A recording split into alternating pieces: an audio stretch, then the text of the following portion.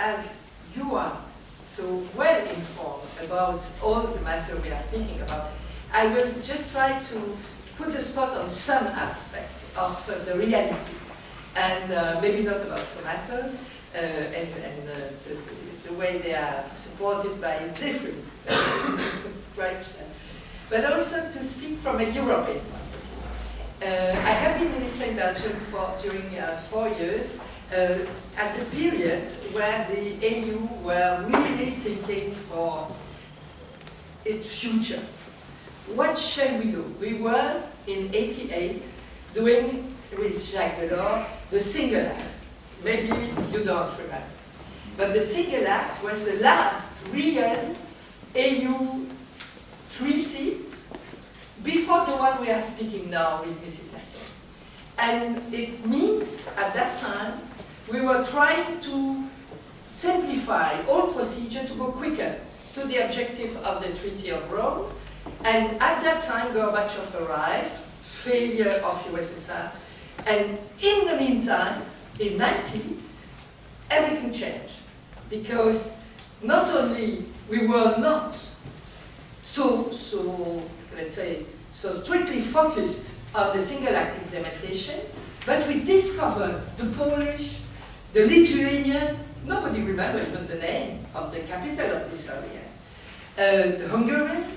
Okay, it was this new view of Europe. And from that, quite soon, we have had the Balkan War. So the Balkan War was a really difficult decision for the Europeans, because it was for the first time after the Second World War to take again in the parliaments of all European countries a decision to go to war. And we have taken it against Milosevic because it was really a good objective. Dayton Agreement was an accomplishment of US, we cannot say of UN, and of US, but without a solution for Kosovo. And then, due to that, Kosovo came immediately after as the next topics, and we focused on that. We forget about, during the same years, we forget about Caucasus. But the war in Caucasus was already going on. Azerbaijan, Baku was destroyed by the Russian army. Armenia was becoming one of the big allies of Moscow, and still now. And this part of the picture, we never say this will be Europe. But they were living the same sort of situation as the Balkan, but without, let's say, in a complete indifference of the European. So we have to keep all this in mind, and especially also from a point of view of the continental European, that we are at a very interesting moment.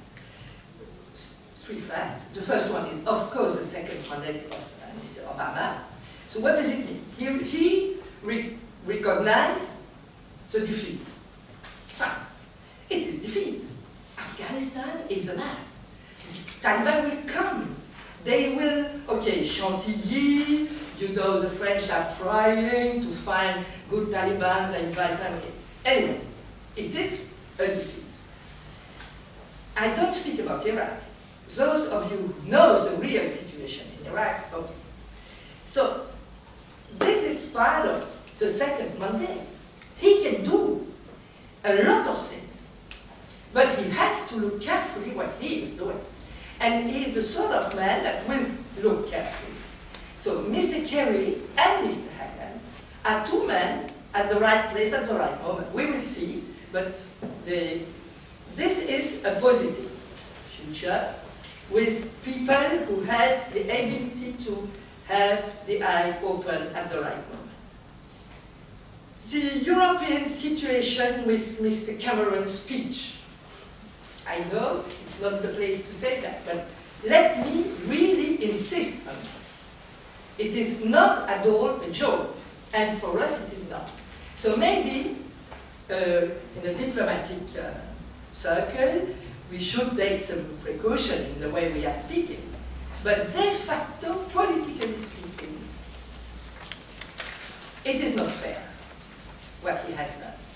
And the feeling of the continental European is that it is not fair, and we will not play in that way. This means that the third aspect is now we have rebuilt Eurozone strongly. And there will be some city attitude, maybe some Wall Street attitude. Eurozone is now strictly rebuilt.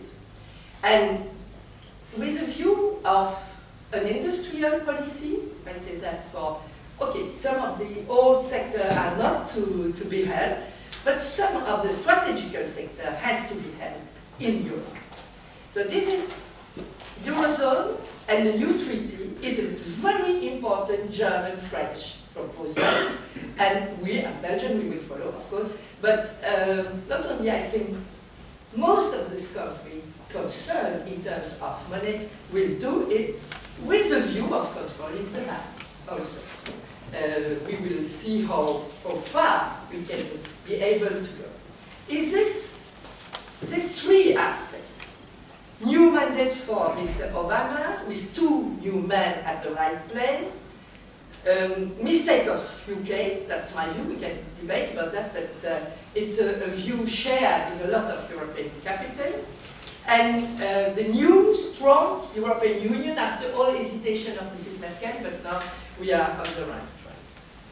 So, I'm not a military expert, I will not speak about military aspect of reshaping the West, but of course, the French army is just publishing now a report saying that, can we win a war? No. It means a lot of hesitation inside the army debate on how to be efficient now with an army.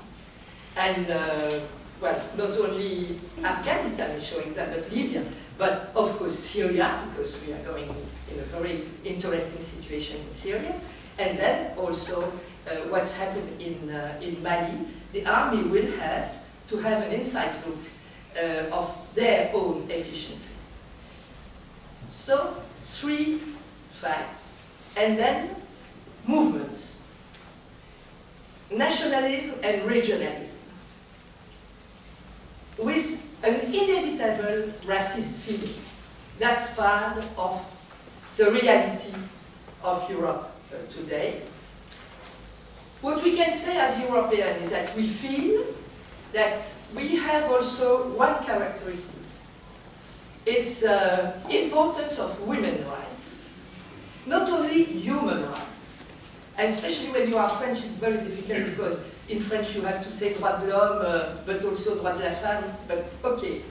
Human rights, but especially inside women's rights. Because if you don't take care, then you are going to a violent society.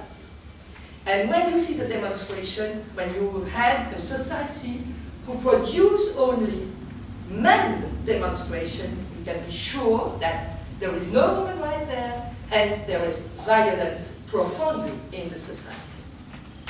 So the damage created by religions, who are not everywhere, but in a lot of countries now, playing in the political sphere, and are used as political tools, are also part of one of the big moves that we see.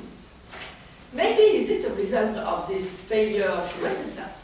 But anyway, we have it on the table now. And of course, like regionalism or nationalism, religion are creating borders that are not state borders, of course, that are different. And then I will say the importance of energy is also for us as Europeans one of the big moves.